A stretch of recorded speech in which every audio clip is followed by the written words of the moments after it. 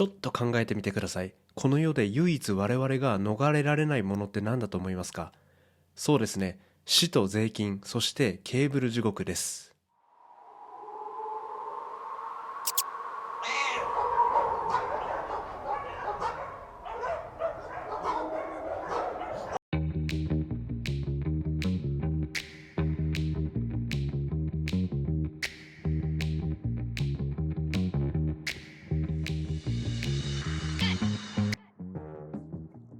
いやー、配線整理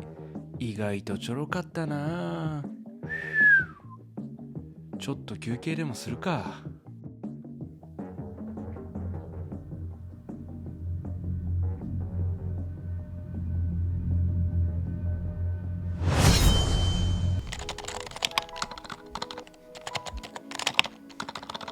はい、理想の主催作りです。今日もデスクお疲れ様でございます。いきなり結論ですが、七面倒くさいドリル穴開けとか後処理が地獄な両面テープとか一切使わずに、超絶スッキリ&フレキシブルに配線整理する方法にたどり着いてしまいました。ここ1年半の地獄の試行錯誤で厳選されたウルトラ有益整理アイテム10選をご紹介します。配線整理業界をディスラプトする究極必殺ファイナル奥義も編み出してしまいました。本題の前にデスクの構成をサクッとご紹介させてください。用途は普通のデスクワーク&時々 YouTube 動画投稿的なサムシングです。普通のおっさんがデスク沼に溺れたら大体こんな感じやでって無難な構成なんで、お役立ていただける同士の方も多いかと思っています。 PC は MacBook Pro 14インチ、天板は幅186センチの IKEA のカールビー、足は電動昇降デスクのフレキシスポット E7 Pro です。 MacBook に突き刺すのはサンダーボルトケーブル1本のみで、これが最強ドックのカルディジット TS4 につながって、この TS4 がモニターとかスピーカーとかキーボードみたいな全ての外部機器につながっています。前置き長くなりました。独断と偏見とリビドをたっぷりにお話ししていきます。天板裏のケーブルオーガナイズですが、もしかして世界一スッキリしちゃった可能性は否定できません。市販の M6 ネジがジャストフィットする隠しネジ穴に15センチフラットバーを固定して L 字カラーアングルを乗せてるだけなんです。 L 字アングルは長さが10センチから最大240センチまであるんで、デスク幅に合わせたい放題です。メリットとして、まず整理作業がものすごくしやすいです。 L 字アングルが程よくケーブルを保持してくれつつも、真ん中の割れ目からケーブルの出し入れができますし、片側だけ外してデカブツを突っ込んだりもできます。針とか金具の穴にベルクロ体でケーブルを縛り上げたり、マグネット吸着もいけます。ちなみにエルゴトロンさんのモニターアーム LX もトレースも M6 隠しネジ穴があるんで、ここにも色々仕込めます。電源タップも答えにたどり着きました。エロコム先輩のこちらのタップが最強です。穴が10個もあって、かつ間隔も広いんで、頭でっかちなアダプタさんを仲良く隣同士に突き刺せます。別角度の穴も取り回しにすごく役立ちますし、マグネットでデスク足にくっつくのもファンタスティックです。間隔が狭いと結局穴数を活かせませんし、間隔が広くても数が少ないと結局穴不足なのでご自愛ください。サブの電源タップは同じくエレコム先輩のこちらがコンパクト、間隔広い、マグネット付きの3拍子揃っててソーグッドでした。ちなみにデスクの外につながるケーブルはメインの電源タップと有線ネット接続用の LAN ケーブルのみに絞っておくとスッキリです。昇降デスク自体もデスクの中のタップから電源を取るといいです。あまりにも邪魔くさすぎるケーブルを処理する奥の手を発見しました。左右のスピーカーをつなぎしこやつが長すぎ太すぎで困ってたんですが、 NZXT さんのケーブルリールで解決です。とぐろ巻きで無駄な長さを吸収できて、しかもマグネット吸着できます。分割すればだいぶ長いケーブルの巻き付けにも対応できますし、ヘッドホンも置けます。ちなみにこのモニターだとこっち側だけマグネット吸着できなかったんで、長尾製作所さんのアシンメトリーなベサ拡張プレートに吸着させてます。ちょうどスクリーンバーのケーブルも隠し込めて一石二鳥です。もっと細いケーブルにはリヒトラブさんのケーブルリールが効きます。これもマグネット式です。ちょっと話がそれるんですが、モニターにマウントできるスピーカースタンドが意外にも有益でした。若干揺れやすいデメリットはあるんですが、何よりデスクの上がさらにスッキリしますし、空いたスペースに別のものも置けてしまいます。あと僕は立ったり座ったりエクササイズしたりでモニターをめちゃ頻繁に動かすんで、モニターがスピーカーにぶつかる心配がなくなること、モニターをどんな位置角度にしてもついでにスピーカーも自分のお耳を向いてくれることなども嬉しいメリットです。モニター裏にいろいろ取り付ける方法が気になるよって同士の方は以前の動画も見てみてください。すみません、やっと前座が片付きました。今からこの動画の核心、配線整理におけるおばあちゃんの知恵袋的ハードコアマインドセットに突入していきます。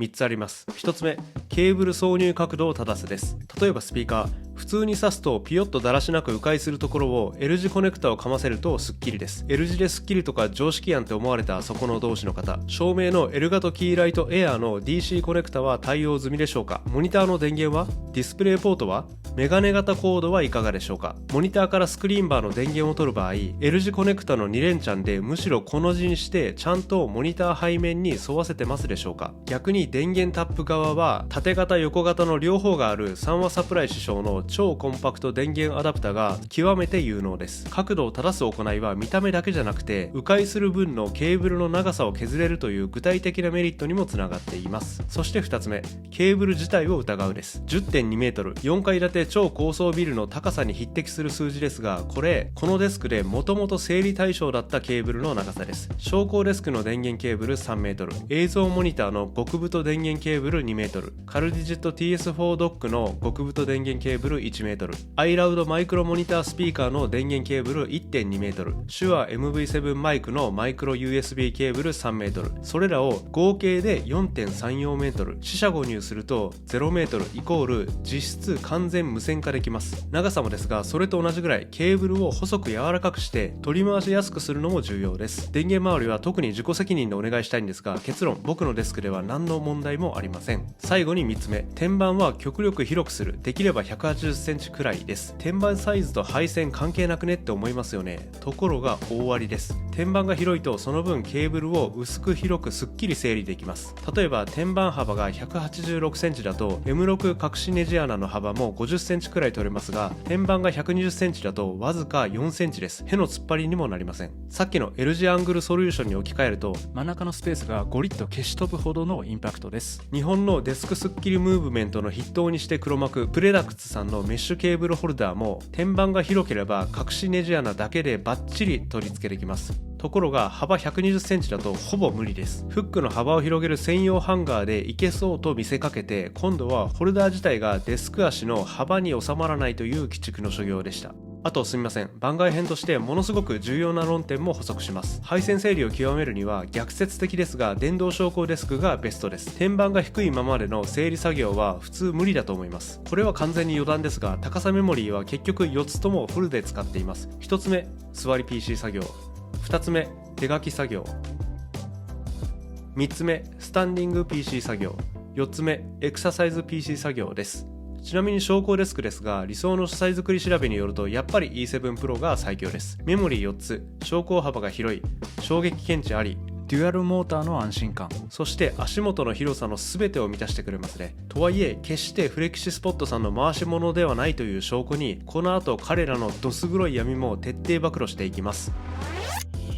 昇降デスクに合わせて必須なのがキャスターです。足だけで約30キロ、天板や機材含めると100キロ近くになるので、キャスターがないといずれ必ず積みます。本当です。すでに積んでるよって同士の方、ご安心ください。お手軽ジャッキで後付けできます。で、ぶっちゃけますとフレキシスポット純正キャスターより Amazon で普通に買える市販のキャスターの方がお値段半額以下、タイヤ直径が1センチ小さいのでその分低くできる、使用上では耐荷重も大きくて安心というメリットしかないありさまです。無慈悲な資本主義がこんな明らかな市場の歪みをほっとくもんかいって思いますよね。でも理由を悟って戦慄したんです。どうやら純正キャスターのネジ穴のサイズ、あえて隠蔽されてます。しかも意図的に昇降デスクを重く設計することで、一番初めのデスク購入組み立て時にしか我々一般大衆の関心はキャスターに向かわないよう仕組まれてます。故に我々は思考停止でデスクと同時に純正キャスターをポチる構造にはめ込まれてるんです。僕自身そうでした。たまたま子供用に昇降デスクを作ってる時に少しでもデスクを低くしてあげたいの下心で市販の小さいキャスターを試したら、まさかのジャストフィットだった次第です。最低位置は低いほどいいので、メインのデスクも市販のキャスターに切り替えてます。全く問題ないです。ということで暴露しますと、キャスターのネジ穴サイズはズバリ M。以上の大原則を踏まえた上で次に重要になってくるのがケーブルの取り回し術です。好き勝手喋り散らかしてますが、僕は配線整理士の資格もない犬畜生にも劣るど素人なんで、もっといい方法やアイテムなど気兼ねなくコメントいただけると本当に嬉しいです。まずケーブルはスリーブで極力束ねておくとすっきり美しくなります。基本このスリーブを使って収まりきらないところだけもっと太いやつを使ってます。その上で急所をロックしていきます。プレダクツさんのレッグ用ケーブルホルダーがめちゃくちゃいいです。良すぎて4つも使ってます。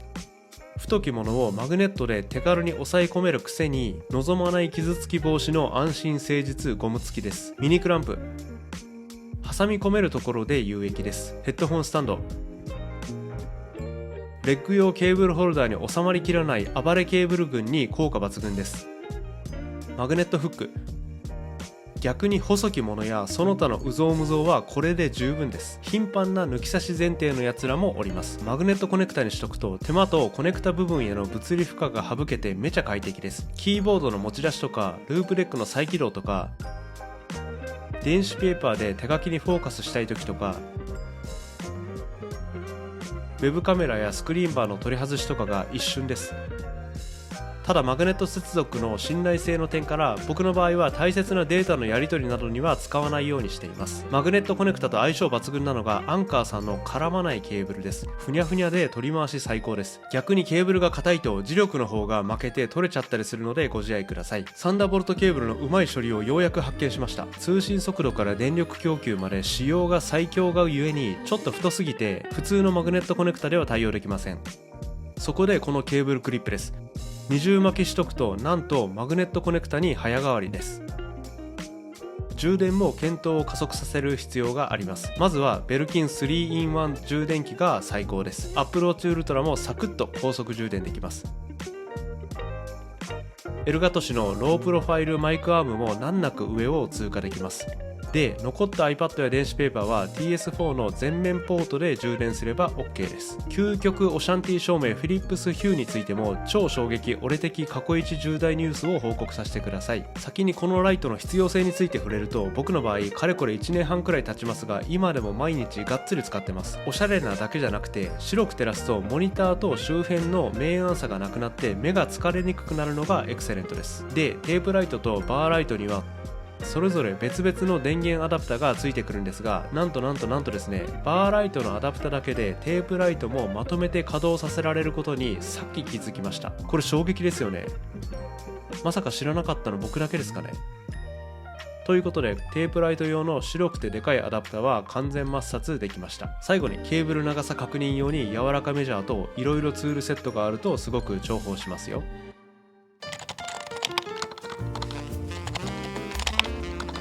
今回ご紹介したアイテムは全て概要欄に記載しておきますのでご安心ください。ご質問ご意見など遠慮なくコメントいただけると嬉しいです。ごちゃごちゃお話ししてきたんですが、結局のところ配線整理で一番大切なのはあーだこーだの試行錯誤だと痛感しました。もうダメだ、いや俺はまだまだスッキリできる、この繰り返しです。成功を目指して最短で一気に駆け上がろうとするんは足元に穴を掘っとるんと同じやでって近所のおばさんも言ってましなんだこれ。